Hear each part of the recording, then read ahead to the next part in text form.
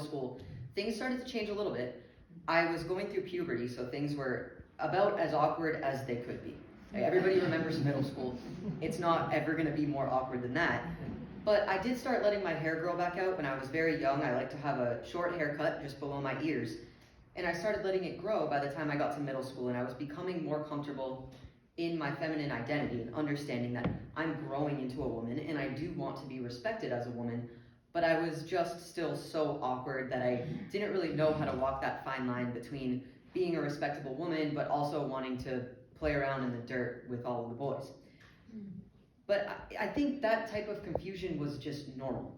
It didn't make me trans, and nobody in my life told me, oh, you must actually be a boy. Nobody really believed that I was a boy, and I certainly didn't believe that at the time.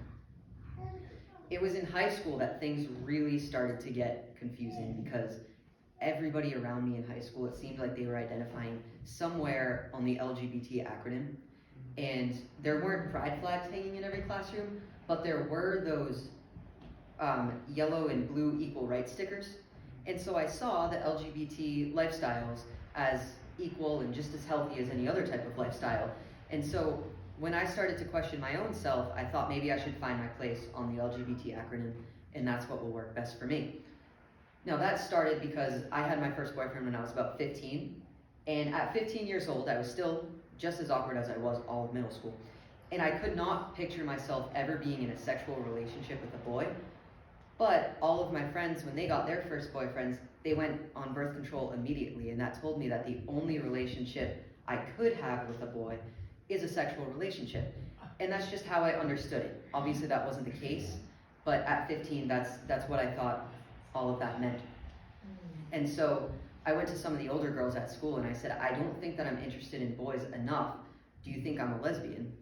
And luckily the older girls at school, so they were maybe 16 or 17, they had a test to determine if you're a lesbian. And it was just one question, easiest test I ever took, and they asked me, can you picture yourself having sex with one of the boys? And I looked around the room and I said, nope, can't do that, can't picture that. And that made me an official lesbian. So at 15, maybe almost 16 at that point, I found a place in the LGBT acronym, and from there, my entire identity was built on the LGBT acronym. But once I got my lesbian identity, I was like, okay, maybe this works, but I still felt really awkward holding hands with girls in public because I knew the norm is man and woman. It's not woman and woman or man and man, it's just man and woman, that's the norm. And so it made me feel more uncomfortable about myself, I think. And what I started doing was I would look online and I would say, I'm really uncomfortable with myself, with my body, with my femininity. And I came across these videos of other teenage girls. I was about 17 at this point, maybe 18. And I came across these videos of other teenage girls talking about how they were also extremely uncomfortable in their bodies and what made them happy. And from the videos, it looked like they were extremely happy. What made them happy was transitioning to male, changing their name, asking people to use different pronouns, and then eventually going through the medical transition. So I thought, that must be me. I also grew up as a tomboy, just like all of these girls I'm seeing on social media. I want to be as happy as they are, so I should start transitioning. So when I was 18, I asked everybody in my life to call me by a boy's name and use male pronouns to refer to me. So in other words, I went through a social transition. Right after the social transition, I went to, I think, my last appointment with my pediatrician. I was 18 at that point, and I told her I'm transgender and I want to transition medically.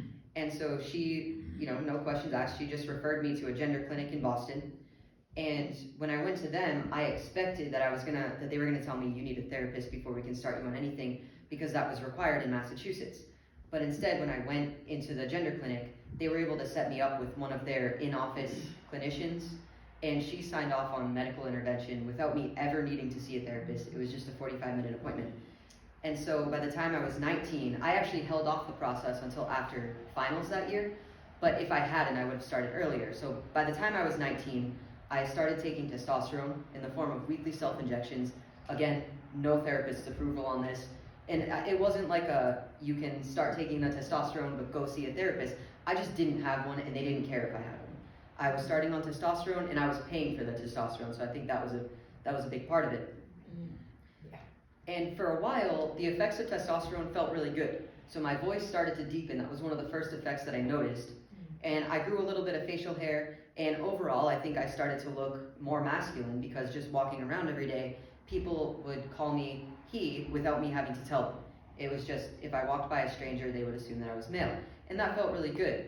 But after about a year, so now I was 20 years old, that sense of euphoria from the testosterone started wearing off. And so I thought, well, my next step is gonna be top surgery. And I was watching the videos online of girls who had had top surgery, which is a double mastectomy to remove your breasts, just like the kind that breast cancer patients will get. So I'm watching these videos, and it's common for the girls to do a chest reveal video where they have their surgery and they're all bandaged up, and then the day that they're finally able to take their bandages off, they'll record themselves taking their bandages off in the mirror, and they'll record their reaction. And their reaction, to me, it just looked like there's no way for me to be that happy without doing this. Because when they were looking in the mirror, they would start crying, they would break down, tears of joy. They were just so, I thought they were just so happy about this, and that they finally found joy in their identities. And so I thought, yeah, I need to go through with this top surgery. It's gonna make me feel so much better. And that actually is how I felt after I had the surgery. I had the surgery when I was 20 years old, removed my breasts, had the double mastectomy, and the recovery wasn't too bad. But I did start to feel really happy. You know, I stood with my shoulders back, stood up really straight, and I had a lot of confidence. But after about 4 years, you know, of just feeling very satisfied with myself, I started to have some serious abdominal pain. And I went to the gender clinic and I asked them, you know, what is this abdominal pain? I've never had this before. Do you know what it is? And they said, yeah, that's just your uterus. You know, after you take testosterone for a long period of time, you need a hysterectomy. It's what we do for all of our patients. And I did know from watching YouTube videos that there was a chance I was going to need a hysterectomy, a good chance I was going to need a hysterectomy down the road. I didn't expect it to come so soon. But the doctor said they'll have no problem scheduling me for the hysterectomy, and so they did. And in the summer of 2020, when everything else was shut down, I was at the hospital having a gender-affirming hysterectomy, and during the process, they removed my uterus, cervix, fallopian tubes, and both ovaries at the age of 24. Now, during that surgery, somehow one of my arteries was left open, and nobody noticed. But in recovery, I was getting worse and worse, and they were supposed to send me home that day. I wasn't supposed to stay at the hospital. They just took my organs and were going to send me home, but they noticed that I wasn't in good enough shape to actually go home. And so they admitted me to the hospital. They decided they would keep me overnight to monitor my recovery. And later on that day, I was in so much pain. I was just, you know, rolling back and forth on the hospital bed, and I was getting physically sick. I was actually throwing up because of all the pain I was in. Well, I don't actually know if I was throwing up from the pain or from all the pain meds that they were putting in the IV, but I do remember telling them, you know, I'm in too much pain. I can't handle this. I need you to give me something for it. And they said, we can't. We've already given you too much. So it was just immense pain. And then I started losing consciousness after a while. And of course, I didn't know why I was losing consciousness. They were taking my blood pressure and my pulse, and my blood pressure was dropping, my pulse was increasing, and they realized that I'd been bleeding out. So drifting in and out of consciousness, they were doing the ultrasound to see what was going on, and they saw all of the blood pooling in my abdomen. And so they rushed me back for emergency surgery. And I don't know exactly how many hours I had been bleeding out for. Quite a few, because my surgery was early in the morning, and they actually had to call the doctor from home to come back to the hospital to do the surgery that night. And so during the second surgery, the emergency surgery, he was able to fix his mistake, and I had 3 blood transfusions and made a full recovery after that. But if they didn't find that in time, if they didn't keep me overnight, if they weren't as vigilant as they were, I definitely would have died. I was already losing consciousness. My organs would have just started shutting down not soon after that. And people do die from these procedures. When you go in for surgery, anybody who has before, you know that they'll tell you there's always a risk of death. Sometimes the risk is very low, but the risk of any surgery is death. You know, the doctors are cutting us open, and we're just trusting that they can put us back together. Now, I learned the hard way, if a doctor's cutting you open in a vain attempt to change your sex, probably don't trust that he can put you back together after. But anyway, about 6 months after my hysterectomy is when I started to fully regret my transition. And it happened slowly, but then one day it just all came crashing down on me. And it wasn't because of that experience in the hysterectomy. So even though I had that experience and I have a lot of guilt from it because I'll think about what my parents were going through in those moments when they knew I was bleeding out and I was rushed back in for emergency surgery, having blood transfusions, that's where I have the most guilt. That's actually not the turning point for me. So the turning point for me was just a normal haircut appointment. I went to my barber just to get a regular haircut. I've been getting the same haircut for years, and I went to a talented barber. And so she cut my hair and it was perfect. I was totally satisfied, gave her a tip, went back home, was gonna take a shower and clean all the hairs off the back of my neck. But when I got home and I looked in the mirror, I could only see myself as female. Wow. So here I am, years later, testosterone surgeries, everything. I look like a male at this point. People would pass me on the sidewalk, they would never think that I was a female. And actually at work, or with my friends, I would come out to them, and I would say, you know, I'm actually transgender. I'm actually a girl. And they would say, yeah, like, what's the punchline? Well, come on, what's the joke? And they would actually think that I was a kid. They wouldn't actually think that I was biologically female. But here I am looking in the mirror, only seeing myself the way that I would have looked 7 years prior. So it was a really powerful experience, and I just couldn't stop looking at myself. I thought I was going crazy. Went ahead, I took a shower, looking in the mirror, same thing. And I just couldn't get over it. And looking in the mirror, seeing myself as female, finally, for the first time in years, I really just felt so stupid because here I am, you know, with 7 years of permanent and unwanted changes to myself. I've been taking testosterone for 7 years at that point, 6, 7 years. I had the double mastectomy. I had the full hysterectomy. I don't even have ovaries anymore. And on top of it all, I had a men's haircut. And I just thought I looked absolutely ridiculous. And so when I reached that point, I really didn't know where to turn.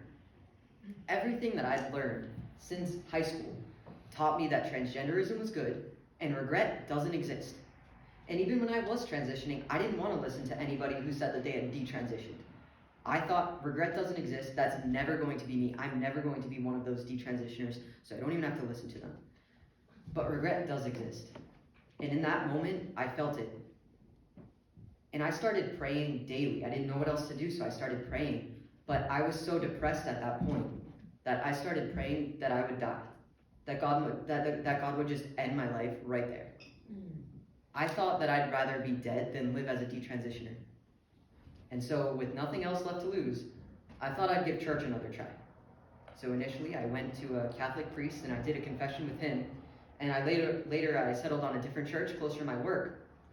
And I sat down with my pastor one day, and I may have caught him off guard because we were just talking, and then I said, yep, so I'm transgender, and I don't think I want to be anymore. And I think he fully believed that I was just a young boy or a young man sitting in his office. We were just talking about whatever, and then I hit him with the, I'm actually a girl, and I want to go back to being a girl. And so he encouraged me to go back to using my birth name. He didn't force anything on me. But he did encourage me to take those steps that I thought I could never take alone. So I did go back to using my birth name, but only at church. And I told him, I'll do it just at church. I don't want to do it anywhere else yet. I'm not ready. And he said that was fine. And from there, I did start telling people, I want you to call me Katy again. I want to go back to using the name Katy, my birth name, that I actually got from my great-grandmother. And everybody did. And from that point, I started wearing more women's clothing. I started by wearing sort of a unisex look, I guess you could say, an androgynous look. And then I just worked my way to, yep, I'm just gonna wear women's clothing and I'm totally comfortable with it and there's no issue whatsoever. But sometimes it still is uncomfortable. You know, some days I really just don't want to be a woman anymore. I'm like, I want to go back to being transgender. It was so much easier that way. And living as a boy, I just felt like I could be invisible. I could just fly under the radar. And now I feel like that's not really the case for me anymore. So the detransition was hard and uncomfortable, and it still is. You know, I'm always going to bear the scars of gender transition. Those are not going to heal until the last day, of course. So how did we get here? And I think we got here by treating doctors like high priests in the medical industry like a church. Yeah. You know, we gave doctors the right to carve people up to try to make them look like the opposite sex, but we're not even honest enough to say that.